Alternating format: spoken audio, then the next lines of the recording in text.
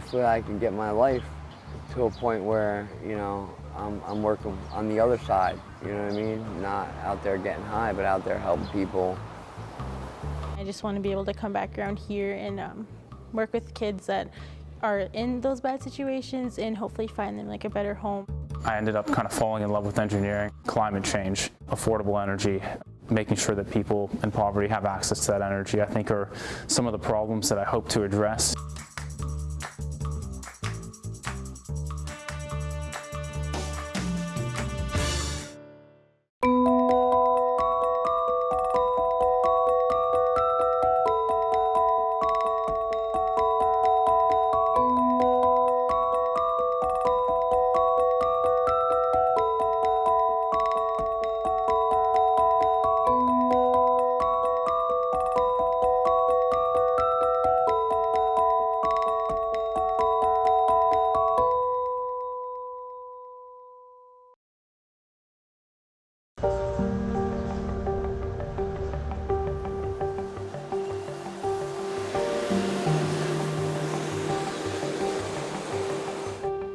When I was 16, I sniffed my first bag of heroin. And, you know, I dabbled in it here and there from then on. When I was just about to be 20, I started shooting it, you know, and off to the races. In the blink of an eye, you can get caught up. And if you've been addicted, or you are addicted, it's a battle for your soul. To stay alive every day and to not have something bad happen to you. Here I am, lost everything I own again. I'm not going on another year or two run. I don't have it in me. I got tore up so quick and it just keeps getting worse and worse and worse, and I can't do this anymore.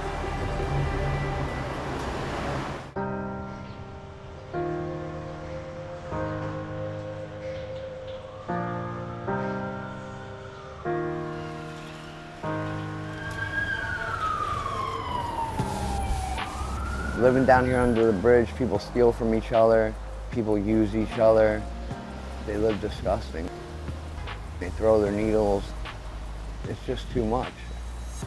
If you're a drug addict to what I call the dark drugs, coke, crack, meth, heroin, this is like Disneyland. It's like a big shopping mall for narcotics. They're like stores on all the corners. But all these people aren't from the city or haven't lived here for a decade. You don't need to know somebody. All you need to know is come here. And they came here for one reason. They didn't go home and they're living here. School kids shouldn't have to see that every day. For the most part of my addiction, I had no problems. It's been rough the last 5 years. I'm falling apart.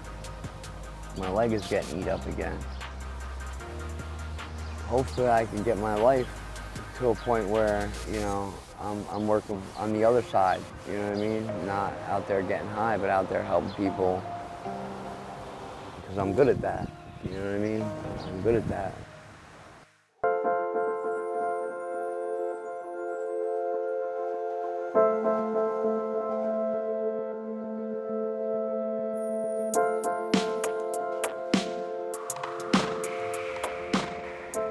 Here in Philadelphia, we have 4 bridges that were being used as encampments.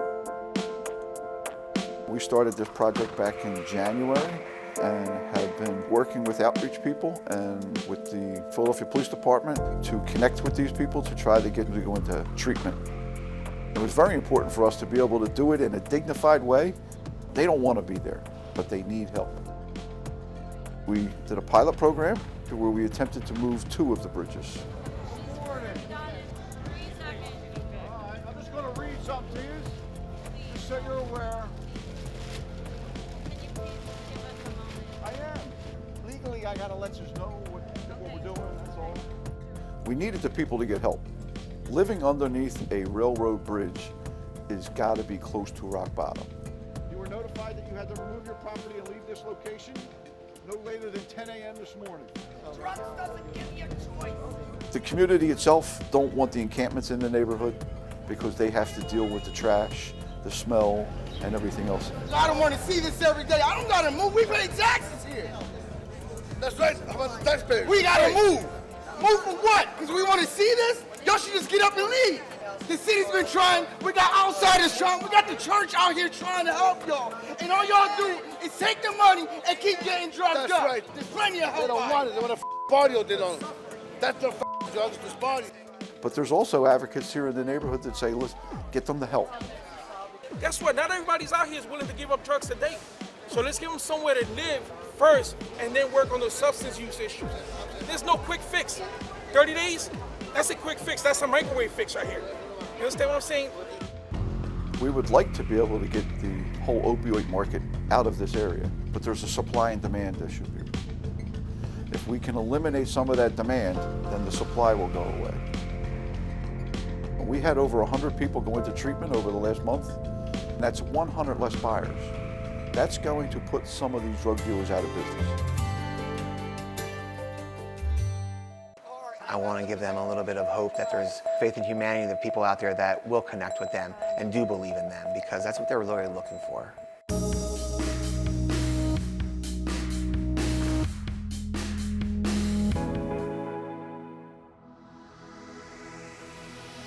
My name's Carla Babb, and I work the Pentagon beat. That access helps me to do better stories.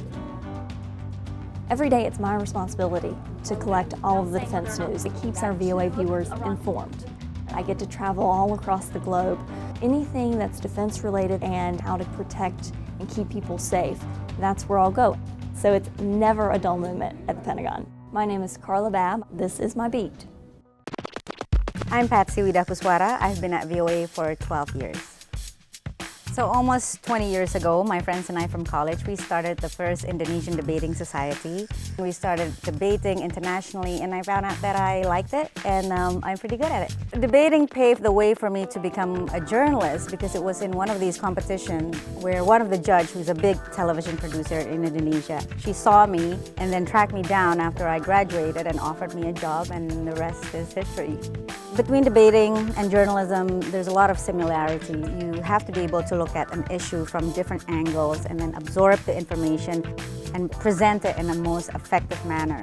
I like it here because I can be independent. Back home, there's censorship, first from the government, and then there's commercial pressures for ratings. But here, all we need to rely on is the VOA charter, and I love my job. I can't imagine being anything other than a journalist.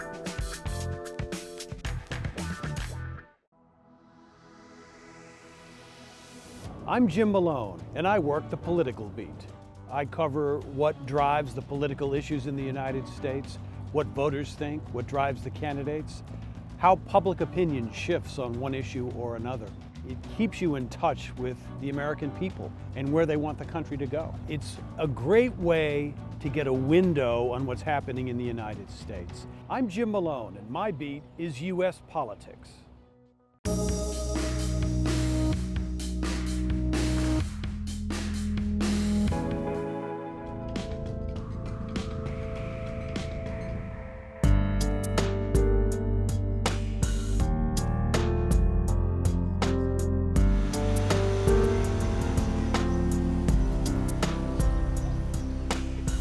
How are you today? I'm doing good, sir. My name is Ray. How are you? How are you today? They're from a different country. The areas here in Kensington have some very strong community groups, and we work very well with them. The police department can't do it by itself. There's a library behind us. In recent years past, you would see no kids in this park at all because it was nothing but people using drugs, hanging out, sleeping on the benches, and just in their stupor of the drugs. As you can see, we came in, we did an initiative in here. Now we have a clean park. The difference is the houses all along here on the outside, all of these people really care. So they help me. I watched this from my door. This young lady died. Okay, and that bothers me, so that's why I say, every time I see him stretched out, I gotta call. That had to be a long time ago. No, this was last week. Yes. I had to flag the ambulance down. Yes, I don't doubt that. This was last week. I didn't have anybody die in the parkland. Well, they must have ordered that. I need to know the person out there in the community that's willing to speak to us, even anonymously. My bosses and the mayor said, let's clean this park up. We need a place for the kids to play. I have bikes now that go through there and they keep an eye on the park. The streets around there are pretty good. Last summer, the kids had summer programs in there. Kids were in the park playing all summer. If the community helps me, then we can hold it down.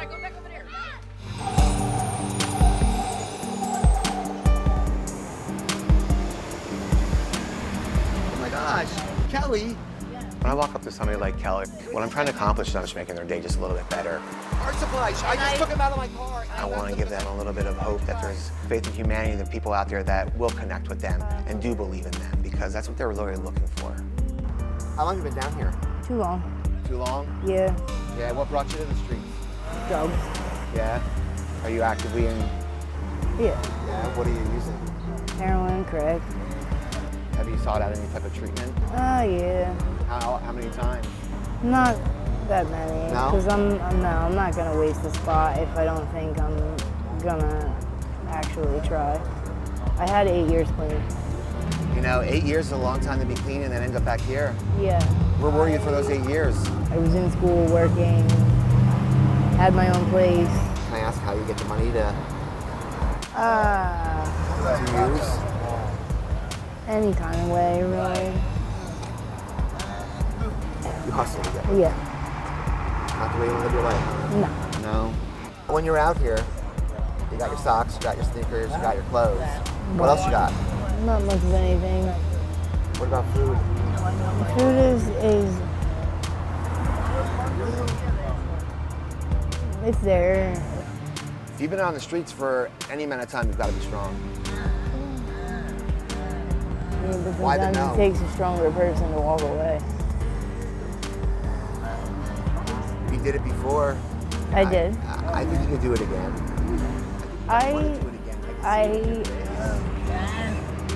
But why? You tell me for what? I don't know. I don't have the answer to that. That's what going into a recovery does for you. You learn the transitional aspects of going back to the life that you knew, or a new life that you're going to create for yourself. You know, what you're doing is you're actually talking yourself out of it by saying, for what? It's for you, for your mother that we talked about. But I knew it was going to take a lot longer and a lot more time than that for her to be able to say, yes, I want to fully get off the streets. But there's hope, you know, and if anything, we provide them that. By being out there on the streets, we provide them hope.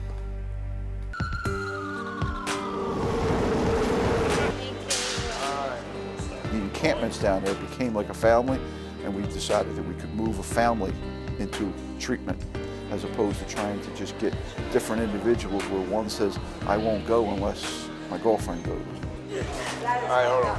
Let me get this thing here. We wanted to leave since day one we got down here. Just didn't, like, you know, you keep procrastinating. Oh, we'll do it tomorrow, we'll do it tomorrow, we'll do it tomorrow.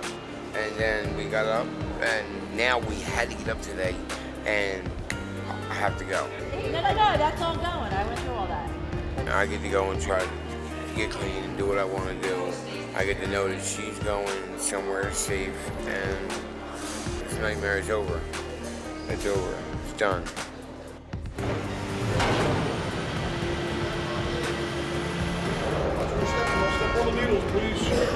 I did a head count last night, and a lot of the residents from the other two bridges moved to the two bridges that we currently have. That's part of what we expected to happen, because not everybody went into treatment. The less people that want heroin, then the market will dry up. Got to get more people into treatment. Moving them is very positive. Moving them out, not so positive, because with those 100 people, they really only had 60-some beds. And they've got to have enough beds in the city for treatment. The fact of the matter is, most of them aren't ready for that. Most of them don't want that. The streets are all they know. If they're not coming up with a plan B as to where they're moving to, they're going to find somewhere else in the city to go. There's a lot of people that aren't getting this chance to get out of here. In just the last 2 months, I can't tell you all the people that did overdose and are dead. It sucks.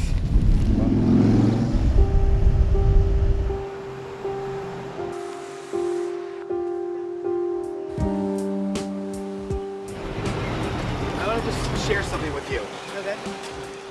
What if I told you that if you wanted to, you could go somewhere and they call it's called 23-hour observation to assess what's going on, to see how much detox you may need or anything. And you have ID, no insurance, of course. But the idea of Oh, there's that but. self-inflicted withdrawal is not. But see, you're already making up, conjuring up pictures of what it's going to be like. No, and that is a big issue. To me, it sounds like I'm just not ready. You know, I just want you to think about what you told me. You told me that out here on the streets, you don't really have any friends. No. You don't trust anybody. Do you trust yourself? Not always. Okay, that's a really tough position to be in. You know, to have that self-loathing aspect to yourself. So there's another aspect to it, okay? You told me about the food. You told me how you don't like to really do the hustling. You don't want to do this stuff. So think of all that when you're listening to those pros and cons. Will do. And when I come back, then we'll talk. All right. All right? Yep. Are you walking back this way? Yep. Come on. Look, you see the artwork. Yeah, I did. Who did the clouds? Did you do that? Yeah. It's because you like to draw.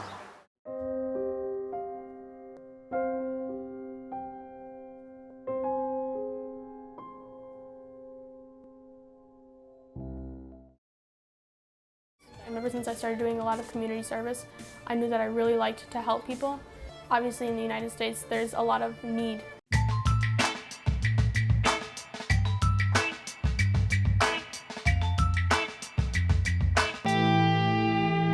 At Arches National Park in southern Utah, National Parks traveler Micah Meyer could see firsthand why it's one of the most visited sites in the state.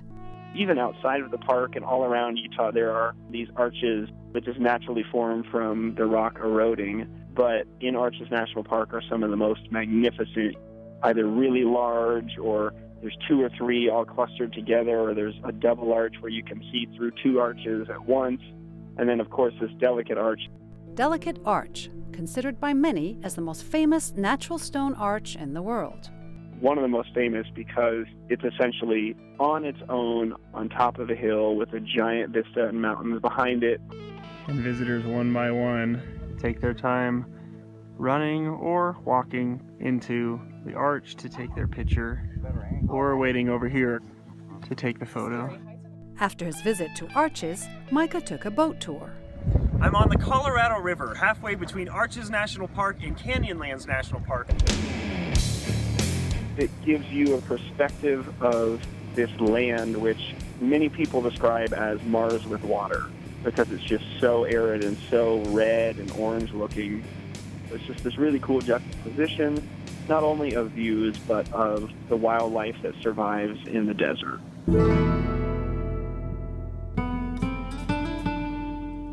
But for Micah, what came next was the real highlight. Made it to the Island in the Sky portion of Canyonlands National Park just in time for sunset. This is where you're able to drive along a scenic road that takes you along all these incredible overlooks that give you expansive views of the canyon, of the rivers, and it's a wow moment. Julie Tabo, VOA News, Washington.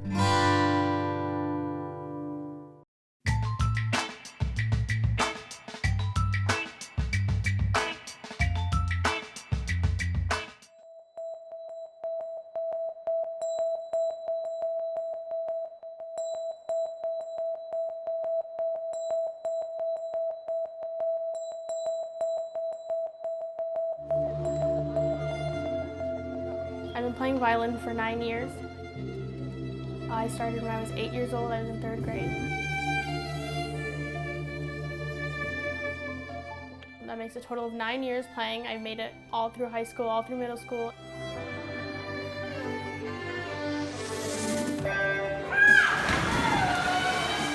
started swimming when I was in 7th grade. I had no idea how to swim. My family encouraged me to join the swim team, and I made it all the way through high school. And I've been swimming for 6 years already.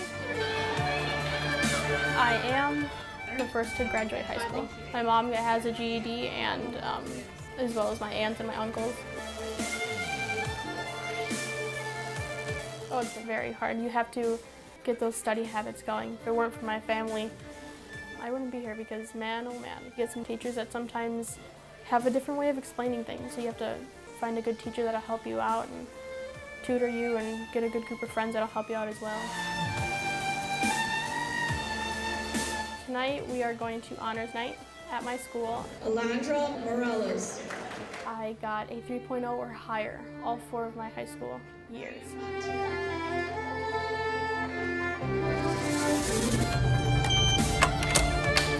Currently, I work as an intern at the Dearborn Police Station. After I graduate, I plan on going to the National Guard, possibly getting a job with the military police. I remember since I started doing a lot of community service, I knew that I really liked to help people. And I know that obviously in the United States, there's a lot of need. And pretty much anywhere in the world, there's a lot of need to help people, and there's a need for leaders and for people to step it up and take that charge.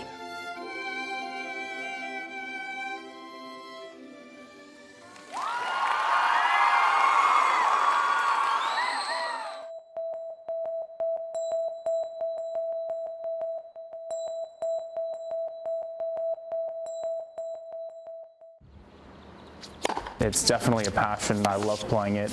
It's a great way to kind of get my mind off my studies or whatever's worrying me for the day. I ended up playing college tennis. I was on scholarship to play tennis for Rice as well, and it enabled me to attend the school of my dreams. My name is David Warren. I'm from Houston, Texas.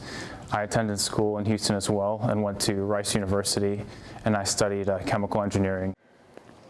This is the main engineering building here at Rice, and I've spent too many hours to remember how long I've been in this building, but it's one of the coolest kind of architecturally designed places on campus. I ended up kind of falling in love with engineering, really excited to kind of work in this field and see what it's like. Climate change, affordable energy, making sure that people in poverty have access to that energy, I think are some of the problems that I hope to address. When I received my offer, it was actually via phone. The initial offer was via phone to let me know that I was going to get it. And the guy who called me said it's going to be for a production engineering role, and it's going to be in Midland, Texas, which is in West Texas, in the middle of the desert. It's considered one of the biggest oil basins, I think, in the world. Working out there is the hot spot to be in right now. There's kind of been I guess what you could call an energy revolution in the United States in the last 8 to 10 years. Energy companies have figured out a way to extract oil and gas that they knew was under the ground, but they couldn't get access to before. And that has unlocked all kinds of new reserves at a cheaper cost than previously thought.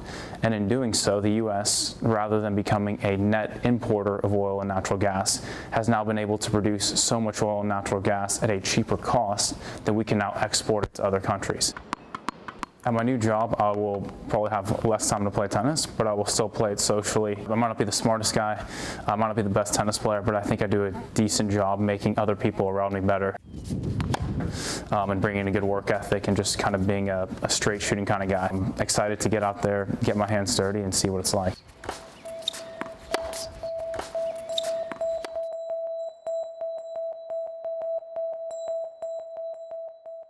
I am right here with my UVA sweatshirt. I will be going to the University of Virginia. I'm a Jefferson Scholar there. I'd like to go to law school. My mom's an immigration lawyer, so I've kind of grown up hearing about it, and now more than ever, I think the topic is super relevant. I tried my hand with criminal law last summer. I worked with the Department of Justice here in Delaware. I saw like a different side to it, very different from like what TV shows show. In 2012, we started our nonprofit called Zoo Mantra. It stemmed from work that I'd already been doing in Mumbai, teaching like math and English. A lot of the students' parents just couldn't afford to not have them at home working, even though the enrichment center was free. A lot of the mothers of these students that were leaving make handcrafted products. We started giving away the products as gifts to friends and family, and we realized that people were interested in where these came from and they wanted more of this stuff. We started using Instagram, and that's really where it took off. We used some of the grants we had to make our website, and from that it's just kind of grown to like be able to support like larger cooperatives of women in Mumbai and Karachi. My mom actually grew up in Mumbai, and my grandparents still live there. It's become one of my most favorite places to visit in the entire world. You'll never know what you'll find there. Like, you can never be bored there, and that's the best part about it.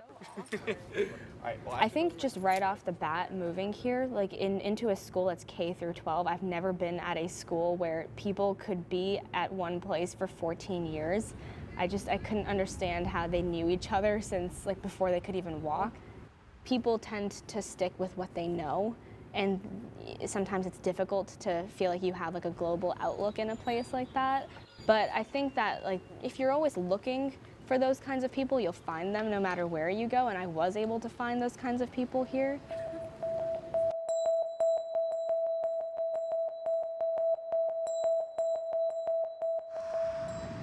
I've never really experienced anything other than like the life around the reservation.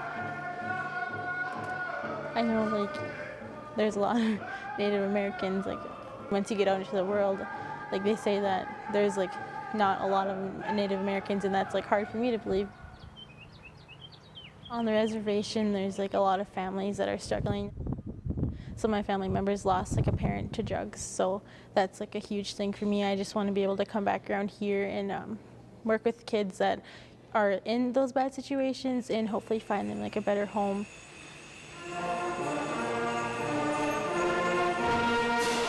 I'm going to Minnesota State University Moorhead.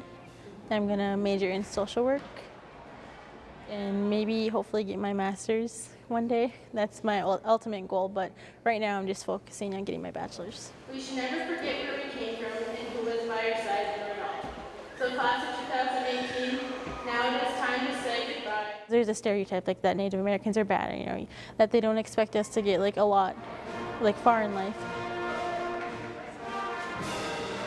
I'm not really nervous. I think I'm more like excited to show people that I'm not a statistic. I'm not going to be a statistic of Native Americans not going to school. I'm going to prove people wrong that I will be going to school, I will be getting a great education, and I'm going to prove many people wrong.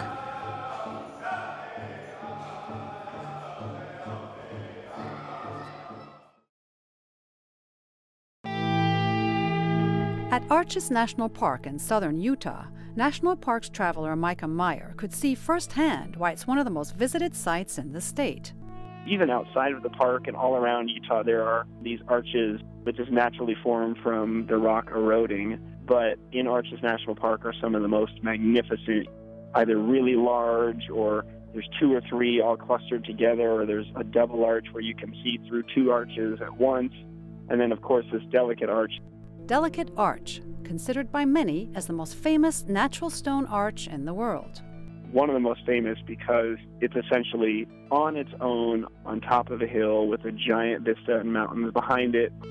And visitors one by one take their time running or walking into the arch to take their picture, or waiting over here to take the photo.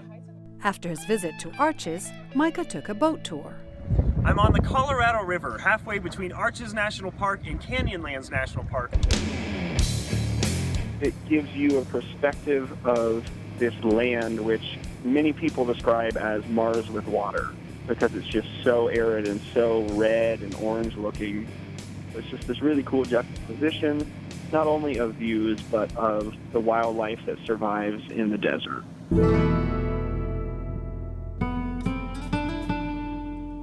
But for Micah, what came next was the real highlight.